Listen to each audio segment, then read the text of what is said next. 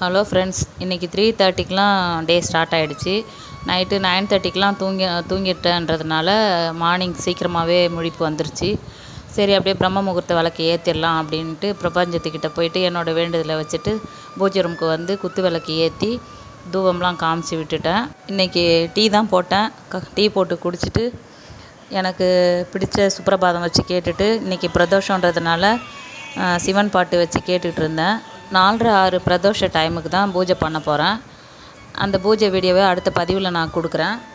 பிரதோஷ டைமில் நம்ம செய்ய வேண்டியது அபிஷேகத்துக்கு பால் வாங்கி தரலாம்.